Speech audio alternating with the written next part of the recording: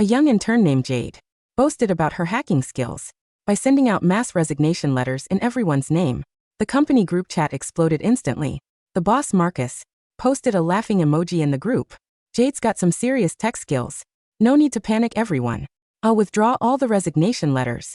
Afternoon tea is on me. Immediately after, I watched as everyone else's resignation requests were rejected, except mine, which was approved. Of 100 people in the company, he retained 99 of them, but laid off only me, the core programmer.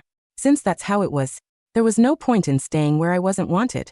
Before leaving, I casually revoked my self-developed AI's authorization to protect the database. By the time I was sitting in my new company's director's office, Marcus's desperate phone calls had gone completely insane. A notification popped up on my computer screen about the mass withdrawal of resignation letters. I scrolled to the bottom.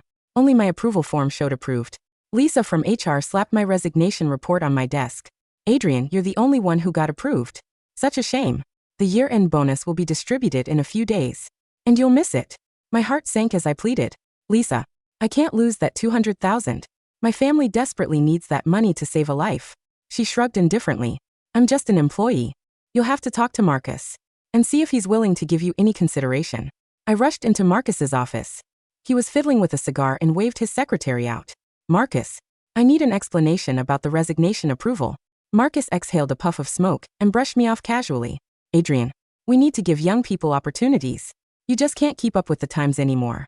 He propped his feet up on the desk, speaking with mocking sarcasm. If you want that year-end bonus, fine. I can withdraw the resignation letter. But I forced out the words through gritted teeth. What's the condition? Marcus sneered and held up 5 fingers. Dropped to level 12. Monthly salary at intern standard 500. Consider it paid learning. I stood there frozen, my head buzzing. 500? When you begged me to join your startup. That wasn't the price you offered. Marcus's expression instantly turned cold. His voice icy. The company needs to optimize now. Your ability to stay is my gift to you. Take it or leave it. I stood rooted to the spot, palm sweating. My phone buzzed with a hospital bill notification. My wife had been diagnosed with ALS, and the daily hospital fees were a non-negotiable $5,000. To get back that life-saving $200,000 year-end bonus. I clenched my teeth and nodded in agreement. As I walked out of his office, Marcus made a public announcement. I'm appointing Jade as technical supervisor, with level 5 salary benefits. Effective immediately. The income that should have been mine had just been handed to an intern. Keith, the deputy manager, led the applause, shouting at the top of his lungs. Jade is our company's future. Everyone should learn from Supervisor Jade. Afternoon tea arrived at the office and cheers erupted throughout. Jade carried the milk tea around, ending it out to everyone. When she reached me, she held up the empty bag mockingly. Adrian, we didn't count you in. Why don't you drink some tap water instead? Keith chimed in from the side, spitting maliciously. Interns should act like interns. You think you deserve afternoon tea? I grabbed my worn laptop bag and walked into the storage room, looking at the moldy walls with a self-mocking laugh. I remembered the early startup days, when Marcus and I carried servers while dodging the rain. Back then, he personally promised to split everything 50-50. That scene felt like yesterday. Now he was popping champagne with Jade to celebrate. I wiped my face and my fingers flew rapidly across the keyboard. Since they wanted a genius, I would withdraw all bottom layer authorization. For my self-developed AI, I entered the command in the code terminal: provoke upon resignation. Effective immediately. I said nothing. Just watched this absurd farce with cold eyes. This place that didn't treat people like human beings didn't serve the defense system I'd maintained for 3 years. The next day, Jade sat at the core control console, pointing at a section of continuously erring code on the screen, and laughing. Oh my god. This infinite loop bug has been here for 3 years. No wonder the system runs as slow as a turtle. Her finger hovered above the entry key, her face full of disgust. I'm going to fix this bug and delete it completely. My scalp exploded instantly. I rushed over and pressed down on her hand. Stop. That's not an ordinary bug.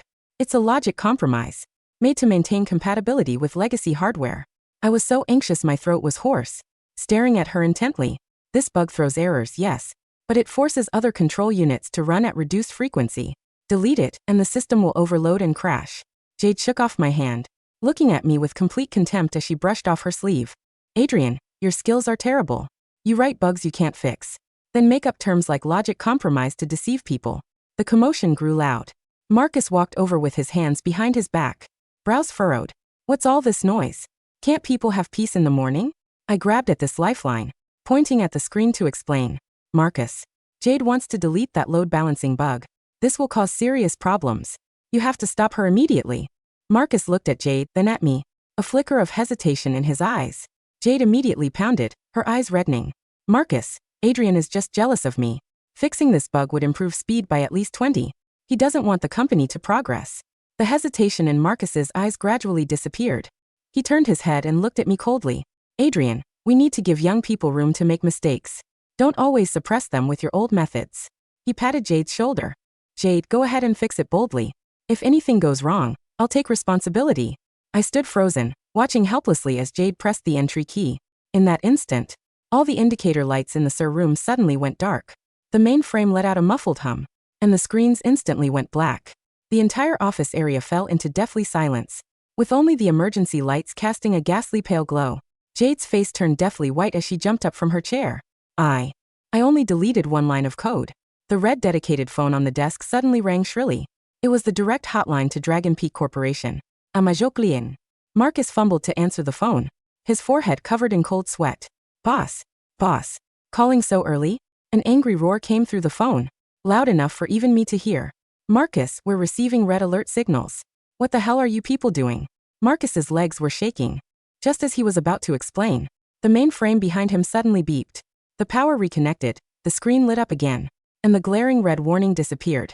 Jade pointed at the screen, screaming excitedly. It's on, Marcus. System restart successful. A line of large green text appeared on the screen.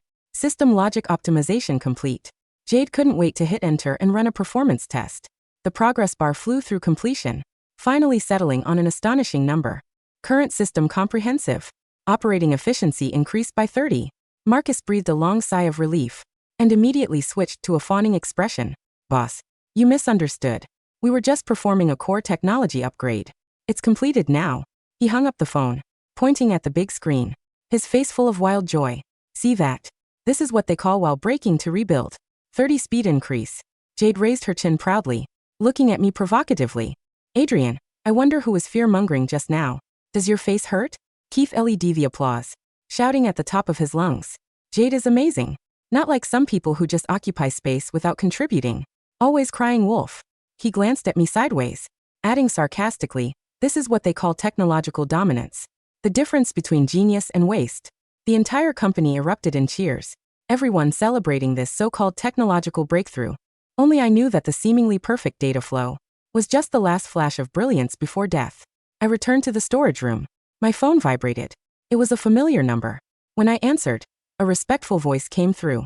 Mr. Adrian, this is HR from Skyward Tech. About the job offer we discussed last time. Have you considered it?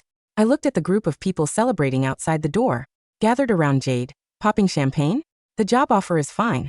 I lowered my voice, speaking calmly. But I still have a 200,000 year-end bonus to like. That's my hard-earned money. The headhunter paused on the other end, then said, understood. We'll wait for your good news. I hung up the phone and laughed mockingly at myself. Marcus, since you chose your genius, take back what belongs to me. On the morning of the third day, the final deadline for handover arrived. The company group chat suddenly exploded. Messages about year-end bonuses arriving flooded the screen. Everyone was celebrating amounts much higher than previous years. I opened my bank message, fingertip trembling as I stared at that string of numbers. Deposit 2,000. Before I could catch my breath, my phone rang shrilly. It was the director of City First Hospital's emergency department. When I answered, the sound of urgent monitor alarms came through. Mr. Adrian, your wife has suffered sudden respiratory arrest. We're performing CPR. The doctor's anxious voice came like thunder.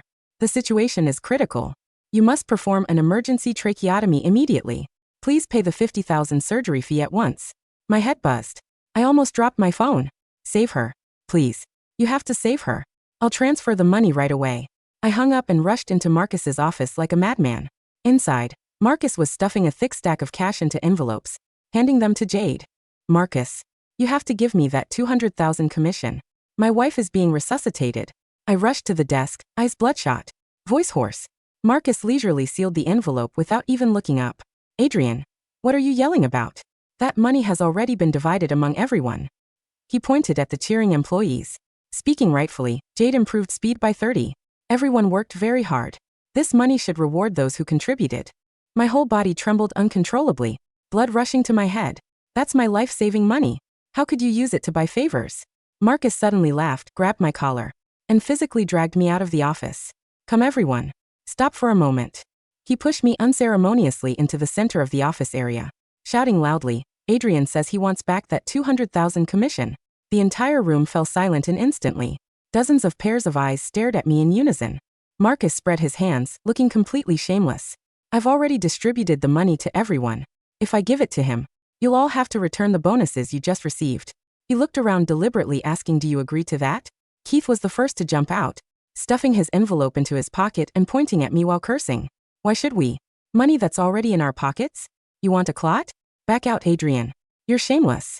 Taking everyone's money to fill your family's bottomless pit. With someone leading.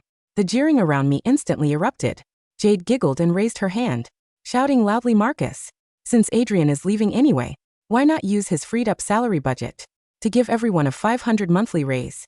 The room fell silent for a second, then erupted in earth-shattering cheers. Marcus waved his hand magnanimously. Approve? Jade is so considerate, unlike some people who only take and never give. I stood in the crowd, my heart feeling like it was being stabbed with needles.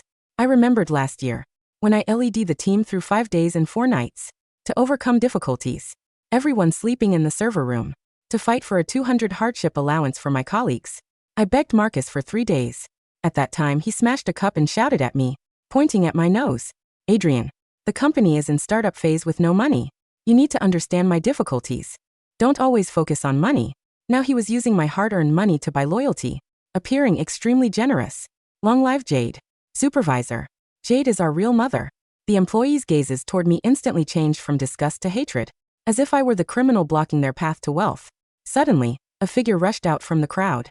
It was Ryan, whom I taught code to by hand. Smack. A resounding slap landed hard across my face. Ryan's face flushed red as he pointed at me and roared, Adrian, get out now. You almost cost us our raise. Acting so high and mighty all this time. Turns out you're a bloodsucker, trying to cut off everyone's income. I covered my stinging cheek, looking in disbelief at this apprentice, for whom I'd taken the blame countless times.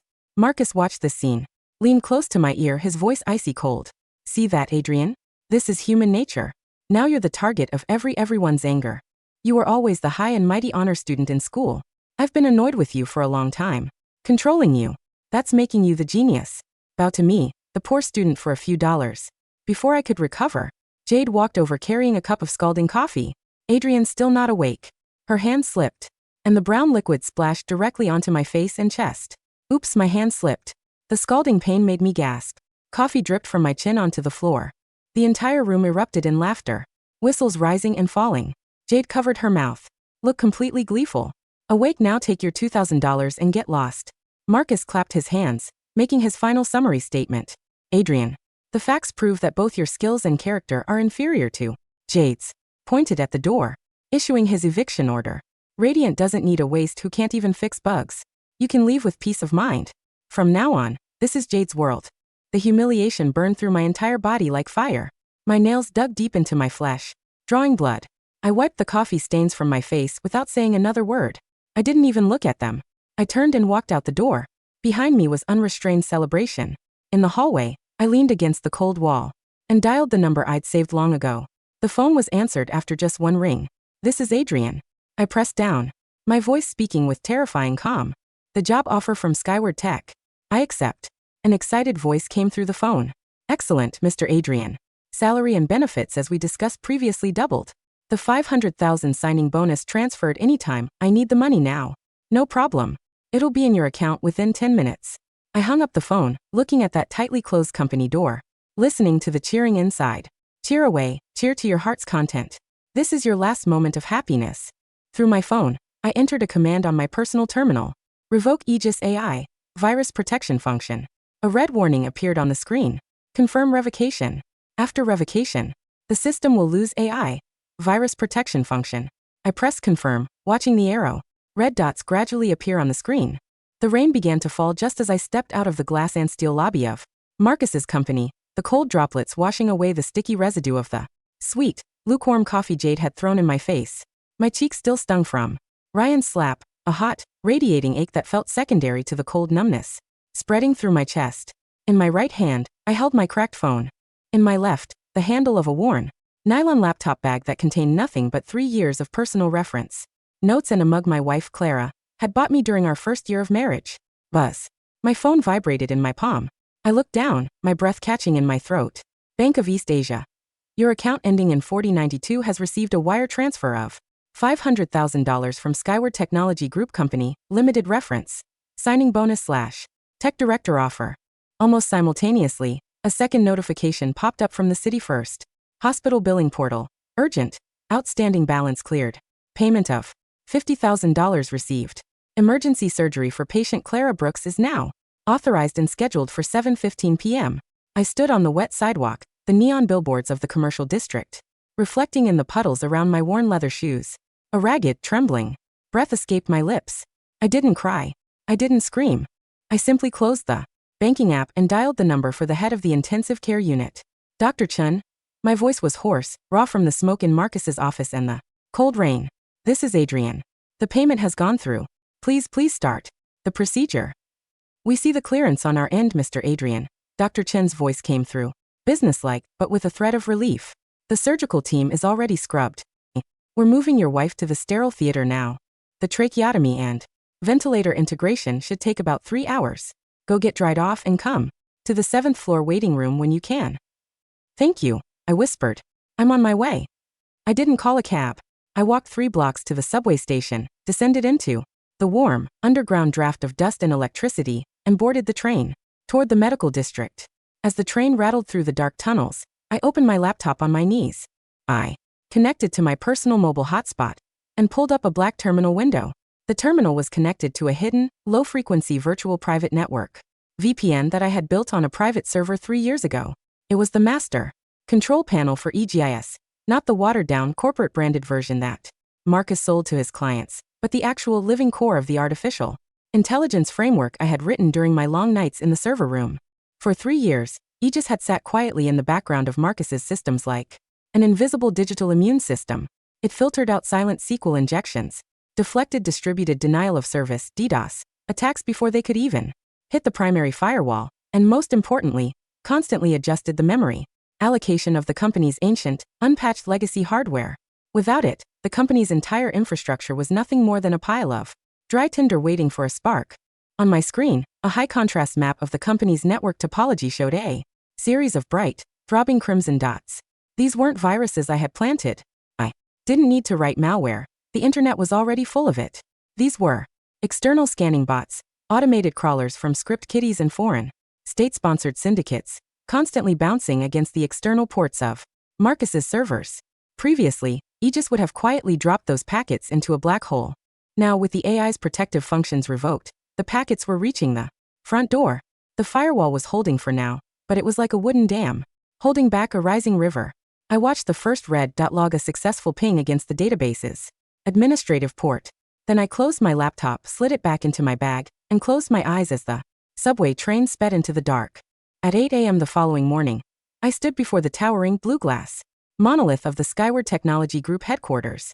It was 4 times the size of Marcus's rented 3-floor suite, situated in the heart of the city's financial district. The lobby was a cathedral of brushed steel and silent, high-speed elevators. Mr. Adrian? A young woman in a tailored dark blue suit stepped forward from the reception desk, her ID badge identifying her as Sarah Lynn, Senior Executive Assistant to the VP of Infrastructure. Yes, I said. Welcome to Skyward, she said with a polite, genuine smile. Mr. Vance is expecting you in the executive suite. We've already set up your temporary office on the 42nd floor, and your security credentials have been whitelisted. As we rode the elevator up, the silence inside the cabin was a stark contrast to the chaotic, screaming environment I had lived in for the past 3 years. Here, things moved with the quiet, terrifying efficiency of a Swiss watch. On the 42nd floor, the door to the vice president's office was open. Victor Vance, a man in his early 50s with sharp, silver-streaked hair and eyes that had seen 3 separate tech bubbles burst and reform, stood up from behind a massive slate desk. He didn't offer a fawning, theatrical greeting.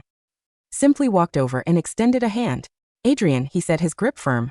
I'm glad you made the choice. Your wife. She's stable, I replied, the tension in my shoulders loosening slightly for the first time in 48 hours.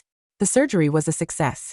She's in the recovery ward under 24-hour observation. The hospital says the medical Team she has now is the best in the state. Good, Vance said, gesturing for me to sit.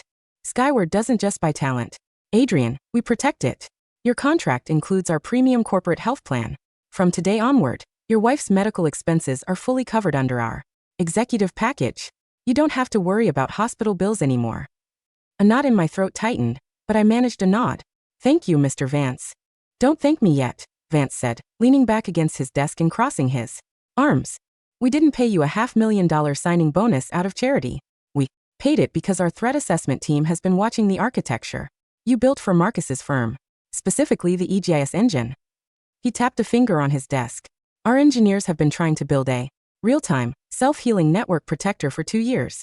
We've spent $12 million on it, and every prototype we build either hogs 70% of the system resources or fails to detect multi-vector zero-day exploits. Yet, your engine kept a third-tier, underfunded firm with unpatched SQL servers, completely immune to external threats for 3 years. How? Because EGIS doesn't look for known signatures, I explained, my voice slipping back into the calm, analytical rhythm of a veteran programmer. It monitors system state behavior. It treats the network like a biological organism. If a single port behaves even slightly outside its historical baseline, EGIS isolates the memory stack before the packet can even execute. It doesn't need to update its database, it just needs to know what healthy looks like. Vance's eyes sharpened. And where is that engine now? The core logic is mine, I said, looking him straight in the eyes. I registered the intellectual property under my own name before I ever joined Marcus's startup. The company only had a non-exclusive, revocable license that was tied to my active employment. Since Marcus terminated my contract and approved my resignation, that license has legally expired. I revoked the active authorization key yesterday afternoon. Vance let out a quiet, appreciative whistle. So right now Marcus's entire network is running raw. Worse than raw, I said. 3 years ago, to save on server costs, Marcus refused to purchase the hardware upgrades required for our database migration. I had to write a series of logic compromises, what the industry calls dirty patches, to force modern data packets to run on their outdated 15-year-old mainframe. Those patches run the hardware at its absolute physical limit, without EGIS dynamically regulating the cooling cycles and thread distribution. That mainframe is a ticking clock. And their new technical supervisor? Vance asked with a faint, knowing smile. The young lady we've been hearing about? Jade, I said. She deleted the load balancing loops yesterday because she thought they were a performance bug. She thinks she gave the system a 30% speed boost. Vance shook his head, a look of profound corporate fatigue crossing his face. A performance boost on an overloaded mainframe without thermal regulation is like taking the governor off a truck engine while driving down a mountain. It feels fast right up until the brakes melt. He stood up, walking over to the floor-to-ceiling window that looked out over the city. Well, Adrian, Vance said, turning back to me, your first task here is to build EGIS 2.0 for Skyward's enterprise clients. We've allocated a team of 12 senior engineers to you. You have a $5 million research budget. Show me what you can do when you aren't fighting for a $200 server patch. I stood up, feeling the weight of the last 3 years finally falling away from my chest. I'll start immediately. At 2:14 p.m., inside the glass-walled main office of Marcus's company, the celebratory atmosphere was still in full swing. The remains of the afternoon tea, dozens of empty plastic cups of brown sugar, pearl milk tea, half-eaten boxes of expensive French pastries, and scattered tinfoil wrappers lay strewn across the communal desks. Marcus had ordered 3 more bottles of champagne, and his personal secretary was currently playing high-tempo electronic music through the office's main smart speakers. Jade was sitting at the center of the room, her feet propped up on the edge of a desk that had once belonged to me. She was holding her phone, showing a screenshot of her new salary tier and title on her social media profile. Honestly, it's all about confidence, Jade was saying to a group of 3 junior designers who were hanging on her every word. Adrian was just an old-school gatekeeper. He wanted to make everything seem so complicated so he could keep his job and demand that huge bonus. I looked at his code for 5 minutes, deleted one obsolete loop, and boom, 30% efficiency increase. The clients are thrilled. Keith, the deputy manager, walked by with a fresh glass of champagne, raising it in her direction. To Supervisor Jade, the real brains of the operation. Let's be honest, we should have made this transition a year ago. We wasted so much money on Adrian's maintenance fees. Ryan, my former apprentice, was sitting at his terminal a few feet away. He was trying to compile a routine database update for Dragon Peak Corporation, their largest logistics client. Hey Jade, Ryan called out, his voice slightly hesitant. The compile time on this update is usually 6 seconds, but the server is taking almost 2 minutes to respond. Is there something up with the query cache? Jade didn't even look up from her phone. It's probably just your local machine. Ryan, clear your temporary files. Or maybe you're just typing too slow. The main server console is showing green across the board. She pointed to the wall-mounted monitor, where a crude monitoring dashboard she had configured was displaying a bright, cheerful green circle with the text, System Health, 100%. What Jade didn't understand, and what she had never bothered to learn, was that the dashboard she was looking at was a static web page that drew its data from a cached text file. The script that was supposed to update that text file had crashed 20 minutes ago because the server's input-output, I/O, buffer was completely saturated. The system was dead-ending. Deep within the server room, located in the dark, windowless closet behind the break room, the air conditioning unit was struggling. The temperature inside the room had risen from its optimal 62 degrees to a stifling 88. The cooling fans on the primary mainframe were screaming, spinning at 9,000 RPMs, their high-pitched whine masked by the loud bass of the music playing in the main office. The physical silicon chips on the primary database board, running without the thread-throttling microcode that EGIS had previously enforced, were beginning to experience thermal throttling. The temperature of the core processing unit reached 95 degrees Celsius, then 98. At 99 degrees, the silicon began to microscopically warp. The data packets traveling through the physical circuits began to suffer from bit flip errors, random ones turning into zeros, zeros turning into ones. To the operating system, this appeared as corrupted database indexes. Beep.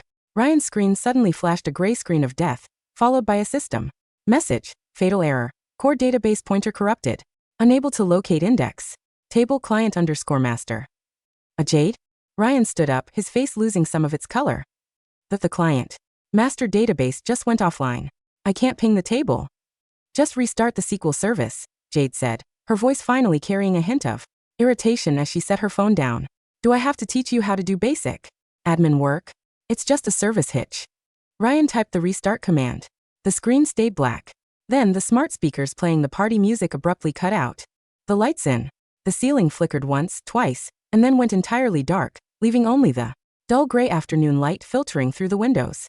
The silence that followed was heavy, broken only by the sudden, frantic ringing of Marcus's desk phone. Marcus's office door burst open. He was still holding an unlit cigar in his hand, his face flushed red from the champagne. Jade, why did the music stop? Marcus shouted, looking around the darkened room. And why is my terminal screen displaying a giant red lock icon? Jade stood up, her fingers flying across her keyboard, but her terminal was completely unresponsive. The screen was frozen on a solid, bright crimson display with white text. Warning, system integrity compromised. External entry detected on port 443. All data directories encrypted by Blackflay, ransomware syndicate. To restore system access, pay 45 BTC to the following wallet. What is this? Jade's voice shook. She clicked her mouse repeatedly, but the red screen remained static. This is a joke, right? Is this a prank by the dev team? A prank? Keith ran over, his face pale as he stared at the screen. That's a ransomware lock. My cousin's logistics firm got hit by this last year. It wiped out their entire billing system in 20 minutes. That's impossible. Jade screamed, her composure completely shattering. We have a firewall. I checked the settings yesterday morning. I deleted all the unnecessary foreign IP blocking rules because they were slowing down our API response times. In her ignorance, Jade had disabled the dynamic geo-blocking system that Aegis had used to instantly drop incoming traffic from known ransomware distributing IP ranges. To her, those blocks had looked like useless legacy code that didn't do anything. The red phone on Marcus's desk began to ring. It wasn't just his desk phone. Every single landline in the office started ringing simultaneously, a discordant, high-pitched chorus of panic. Marcus fumbled with his cell phone, his hands shaking so badly he nearly dropped. The screen showed an incoming call from the Chief Technology Officer of Dragon Peak Corporation. He answered it, his voice cracking. Hello, Director Wu? Yes, we are currently experiencing a minor network. Marcus, what the hell is going on with your API? An angry, booming voice roared through the receiver, loud enough for everyone in the quiet office to hear. Our automated sorting facility in Chicago just shut down because your data stream went dead. We have 300 delivery trucks sitting in the loading bays, and our system can't generate their manifests. Every minute we are offline is costing us $80,000. Director, please, it's just a temporary maintenance issue, Marcus pleaded, sweating profusely as he wiped his forehead with his sleeve. Our new technical supervisor, Jade, she's a literal genius, she's fixing it right now. I don't care who is fixing it, Director Wu shouted. If your stream is not back online within 15 minutes, we are invoking our service level agreement. Penalty clause. That's $500,000 per hour of downtime, Marcus. And we will see your startup into the ground for breach of contract. The call went dead. Marcus turned to Jade, his eyes wide and wild like a trapped animal. Jade, fix it. You said you improved the system by 30%. Restore the database. Backup. I can't, Jade whispered, her voice barely audible. She was staring at her screen, tears of panic finally spilling down her cheeks. The backup drive was mapped as a local network share. The ransomware. It encrypted the backup drive too. What? Marcus grabbed her shoulder, his fingers digging into her expensive blazer. What do you mean it encrypted the backup? Don't we have an offsite cloud backup? Ryan spoke up from the corner, his voice trembling but filled with a quiet, bitter truth. No, Marcus. You refused to pay the $300 monthly subscription fee for the automated AWS cloud backup last year. You told Adrian to write a script to back up to a local hard drive in the server room instead to save the company unnecessary overhead. Marcus froze. The memory of that meeting came rushing back to him. How he had laughed, patted Adrian on the back, and told him that cloud services are just a scam for lazy programmers. Ryan. Marcus's voice was barely a whisper. Can't we just decrypt it? You worked with Adrian for 2 years. You must know where he kept the decryption keys or the recovery tools. Adrian didn't use standard encryption tools, Ryan said, looking down at his desk in shame. He wrote his own dynamic key exchange system. It was part of the Aegis security module. And he was the only one who had the private master. Call him, Marcus screamed, grabbing Keith's phone and shoving it into Ryan's hand. Call Adrian. Now. Tell him I'll give him his $200,000. Tell him I'll give him $300,000. Just tell him to come back and fix this. In the quiet, wood-paneled break room of Skyward Technology Group, I sat with a hot cup of black coffee, watching the rain beat against the triple-paned windows. My phone, resting on the clean quartz tabletop, began to vibrate. The screen showed a call from Ryan. I didn't answer it. I picked up my coffee, took a slow sip, and set it back down. The phone stopped ringing, then instantly began to vibrate again. This time it was Marcus's personal number. I let it ring until it went to voicemail. Within 3 minutes, my phone was buzzing continuously with text messages and missed calls from Keith, Lisa from HR, and even several junior developers I had barely spoken to during my 3 years at the company. Marcus, 2:18 p.m. Adrian. I'm sorry. It was all a misunderstanding. The board has reviewed your file. We are offering you a full reinstatement at level 4, with a monthly salary of $15,000. Please call me back immediately. The database is locked. Marcus, 2:21 p.m. Adrian. I'll pay you the $200,000 bonus cash right now. I have the envelope in my office. I can wire it to your account in 5 minutes. Just send us the EGIS master key. We are losing Dragon Peak. Marcus, 2:25 p.m. Adrian, please. My wife's name is on the company's personal guarantee loan. If Dragon Peak sues us, we'll lose our house. I beg you save us. I scrolled through the messages with an expressionless face. A shadow fell over my table. I looked up to see Victor Vance standing there, holding an iPad. They're hitting the news feeds, Vance said, turning the iPad toward me. The headline on a major tech industry blog read, SaaS provider Nexus Tech suffers total infrastructure failure. Dragon Peak logistics facilities nationwide grind to a halt. The market is already reacting, Vance noted, taking a seat across from me. Marcus's minor shareholders are trying to dump their stock, but there are no buyers. The company's valuation has dropped 80% in the last 45 minutes. Their main client is preparing a class action suit for damages exceeding $5 million. He looked at my phone, which was still vibrating with an incoming call from Marcus. Are you going to answer? Vance asked, his tone curious but respectful. No, I said, turning the phone face down on the table. When I begged Marcus for the money that my wife needed to survive, he told me that my abilities were obsolete and that I should learn to accept $500 a month. Use my life-saving money to buy tea and champagne for the people who insulted me. I looked out the window at the gray skyline. He told me that the company needed to optimize This is just the natural result of his optimization. Vance nodded slowly. And the EGIS engine? Can they rebuild it? No, I replied. The engine uses a proprietary neural network architecture that I trained over 3 years using my own hardware. They don't have the training data, they don't have the source code, and they don't have the mathematical model. To them, the system is just a black box that they've now smashed with a hammer. Good, Vance said, standing up. Because Skyward's legal team has just drafted an acquisition proposal. I raised an eyebrow. An acquisition? We don't want Marcus's company, Vance explained with a cold, professional smile. But we do want their client list, especially Dragon Peak. In about 2 hours, when Marcus is staring at a $5 million lawsuit and a total system wipe, we will offer to buy his entire company's intellectual assets for exactly $1. He tapped the screen of the iPad. Once we acquire them, we will migrate all of their clients to Skyward's secure cloud servers, protected by EGIS 2.0. And you, Adrian, will be the director overseeing the entire migration. At 4:30 p.m., the rain outside had turned into a torrential downpour, matching the gloom that had settled over the ruined office. The floor was littered with empty champagne bottles and discarded pastries, but nobody was celebrating. The music was long gone.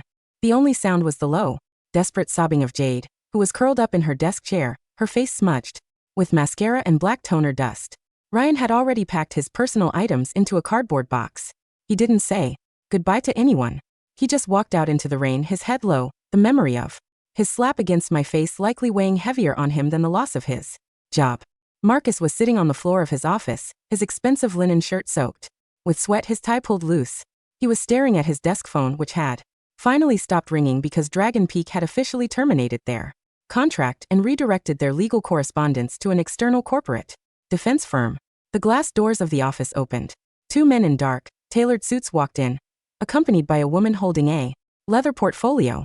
They didn't look like hackers or government agents. They looked like liquidators. Marcus? The woman asked, her voice clean and devoid of emotion. Marcus slowly looked up, his eyes dull. Who are you? I'm Diane Vance, Senior Corporate Counsel for Skyward Technology Group, she said, placing a single sheet of paper on his desk. We are here to present an offer for the immediate transfer of your company's remaining client contracts and active software licenses. Marcus let out a dry, rattling laugh. An offer? You want to buy us? We are. We were a $10 million firm last month. You are currently a negative $4 million firm, Marcus, Diane said, her voice unyielding. Your database is permanently encrypted. Your primary client is suing you for breach of contract, and your remaining 84 clients have already begun migrating their data to our competitor platforms. Your company's bank accounts have been frozen by the city court due to your outstanding payroll liabilities. She pushed a pen toward him. Skyward is offering to assume all of your legal liabilities and client damage claims in exchange for the immediate transfer of your company's registration, assets, and intellectual property. The purchase price is $1. Marcus's hand trembled. $1? That's robbery. I built this startup. I carried servers in the rain. You had a core architect who built your system, and you threw him out like garbage to avoid paying him his earned commission, Diane said, her eyes narrowing. And now your entire infrastructure has collapsed without him. You have 30 seconds to sign, Marcus. After that, we withdraw our liability protection, and you can explain to the federal bankruptcy court why your wife's name is on a personal guarantee for a $5 million corporate debt. Marcus looked at the paper, then at the pen, and then at the dark, silent server room behind the break room. His hand shook so violently he could barely hold the pen, but he pressed it to the paper and signed his name. 3 days later, the air in the City First Hospital VIP recovery suite was warm and filled with the scent of fresh lilies. Clara was sitting up in bed, her color returning, the soft hum of the state-of-the-art ventilator providing a steady, comforting rhythm to the room. Her hand was warm as I held it between my own. You look tired, Adrian, she whispered, her voice still faint but clear of the desperate struggle for breath that had haunted her for months. I'm not tired, I said, smiling as I kissed her forehead. I'm just happy. The hospital said the new medical plan covers everything, she said, her eyes searching mine. The specialist, the home care therapist. How did you manage it? I just found a company that knows how to value its systems, I said softly. My phone buzzed in my pocket. I pulled it out and looked at the screen. It was a notification from the corporate directory of Skyward Technology Group. Welcome to the new Executive Director of Systems Security and Infrastructure, Adrian Brooks. Beneath the announcement, there was a system log from our new enterprise cloud server. 1,200 former clients of Marcus's company had successfully completed their migration. The EGIS 2.0 system was active, its green indicators glowing steadily on my screen, monitoring 1 million data packets per second with quiet, perfect precision. I locked my phone, slipped it back into my pocket, and leaned back in my chair, looking out the hospital window at the clean blue sky. The storm had passed. The system was running healthy.